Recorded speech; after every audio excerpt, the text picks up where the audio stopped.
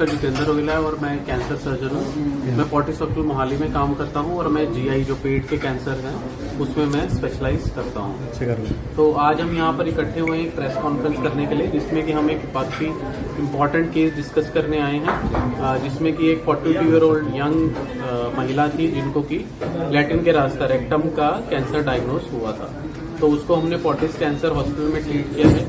ये हम इसलिए यहाँ पर लेकर आए हैं क्योंकि देखिए लैटिन के रास्ते का जब कैंसर होता है तो मेजोरिटी ऑफ द जो पेशेंट होते हैं उनका सबसे बड़ा जो डर होता है कि हमें क्या स्टोमा बैग कोलोस्टोमी लगेगा या नहीं लगेगा। तो इनके केस में भी हमारे पास ये चैलेंज था क्योंकि इनका रेक्टम का कैंसर नीचे था, विदिन 5 सेंटीमीटर था नीचे के रास्ते से, तो उसको बचाना एक बहुत बड़ा चैलेंज होता है। तो इनको हमने हमारे यहाँ पे जो इन्वेस्टिगेशन वगैरह किया, फिर हमने ट्यूमर बोर्ड में डिस्कस किया। पहले रेडिएशन थेरेपी देके उसको छोटा किया गया, फिर हमने रोबोटिक सर्जरी की मदद से इसको स्फिंक्टर बचाया, इनका लैट्रिन का रास्ता बचाया इनका, और परमानेंट स्टोमा बैग भी इनका अवॉइड किया। अभी अपना ट्रीटमेंट कंप्लीट कर चुकी हैं और इनका स्टोमा जो टेम्पररी हमने लगाया था वो हम बंद कर चुके हैं और अपना नॉर्मल जीवन व्यतीत ये कर रही हैं।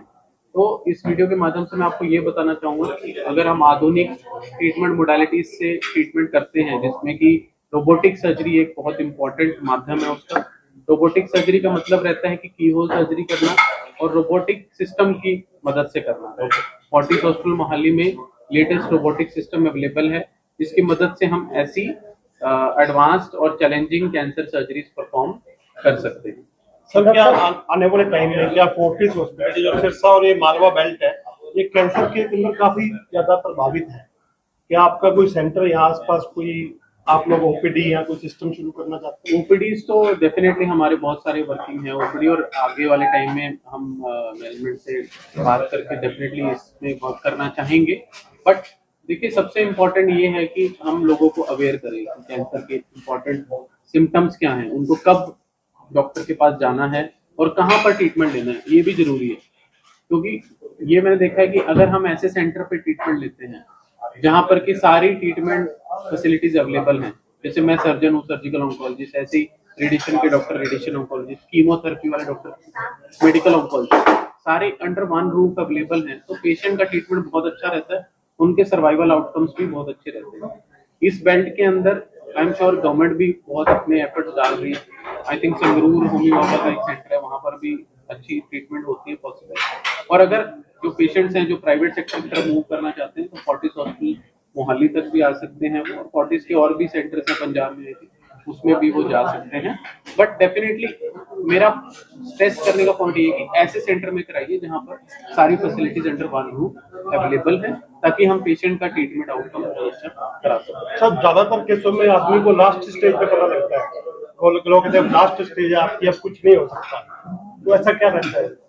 देखिए लास्ट स्टेज इसलिए है क्योंकि लोगों को अवेयरनेस ही नहीं है कि सिम्टम होते क्या है।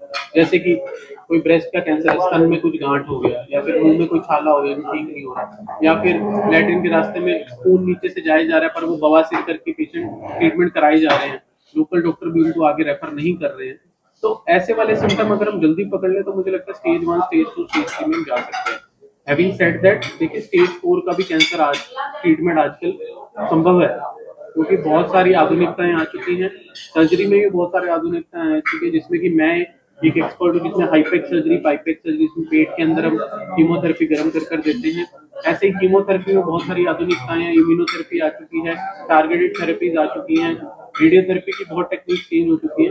तो हताश मत होइए, अगर कोई लेट स्टेजेस में भी किसी का डायग्नोज होता है तो हम उसको मीनिंगफुल सर्वाइवल, बहुत अच्छा सर्वाइवल आगे दे सकते हैं। हैविंग सेड दैट, ऐसी जगह पे ट्रीटमेंट कराएं जहां सारी फैसिलिटीज अवेलेबल है। तो कुछ लोगों में एक भावना है कि सर्जरी के बाद कैंसर ज्यादा फैलता है, तो इस कारण लोग, बहुत से लोग इसको अवॉइड कर देते हैं, इसके बारे में? देखिए ये बहुत बड़ी मिथ है। मुझे लगता है कि कैंसर का अगर कोई जड़ से इलाज हो सकता है वो सिर्फ सर्जरी की मदद से हो सकता है। कीमोथेरेपी और रेडियोथेरेपी सिर्फ उसको कंट्रोल करके रखती है, कभी भी उससे जड़ से नहीं जाता। जड़ से अगर उसको निकालना है तो वो सर्जरी करके ही आप कर सकते हो। जड़ से निकालने का मतलब कैंसर जहाँ पे ओरिजिनेट हो रहा है वहां को निकालना, आसपास के लिम्फ नोड निकालना, बाद में उसको जोड़ना भी। अगर हम ये कर पाते हैं तो मुझे लगता है सर्वाइवल बेस्ट है। स्टेज 1 में तो सिर्फ सर्जरी से इलाज हो जाता है पूरा, कीमो की भी जरूरत है, रेडिएशन थेरेपी की भी जरूरत है। स्टेज 2 में 50% लोगों को सिर्फ कीमो लगती है, सर्जरी से पूरा इलाज होता है। स्टेज 3 में सबको कीमो लगती है, सर्जरी भी होती है पॉसिबल। इवन स्टेज 4 में भी सर्जरी का बहुत इंपॉर्टेंट रोल है। तो सर्जरी से बिल्कुल नहीं घबराना, ये बहुत बड़ी मिथ है। जैसे कि मैं बोल रहा था कि रोबोटिक सर्जरी का लोग सोचते हैं कि रोबोट सर्जरी कर रहा है, ये भी बहुत बड़ी मिथ है। ऐसे ही ये बॉडी मिथ है। एक और मिथ है लोगों के मन में कि बायोप्सी नहीं करानी, बायोप्सी करा लिया तो छिड़ जाएगा कैंसर, ये भी बहुत बड़ा मिथ है। देखो बायोप्सी करनी इसलिए जरूरी है, पहली बात तो कैंसर पता चलेगा कि किस टाइप का है। कुछ कैंसर ऐसे होते हैं, मैं बताता हूँ आपको, लिम्फोमा टाइप के कैंसर है, या कुछ ऐसे जर्म सेल ट्यूमर टाइप के कैंसर है, जिसके अंदर हम सीधा अगर सिर्फ पेशेंट को 2-3 कीमोथेरेपी देते पूरा ट्यूमर गायब हो जाता है, सर्जरी करने की जरूरत नहीं होती। ऐसे कुछ कैंसर ऐसे जिस सर्जरी कर दी सिर्फ और कीमो की जरूरत नहीं, तो वो कैसे पता चलेगा आपको? बायोप्सी नहीं करोगे तो पता कैसे चलेगा? बायोप्सी करने से हमारे आगे के रास्ते सारे खुल जाते हैं, बायोप्सी नहीं करोगे तो कुछ। और बायोप्सी करनी बहुत जरूरी है, बहुत जरूरी, करनी ही करनी है।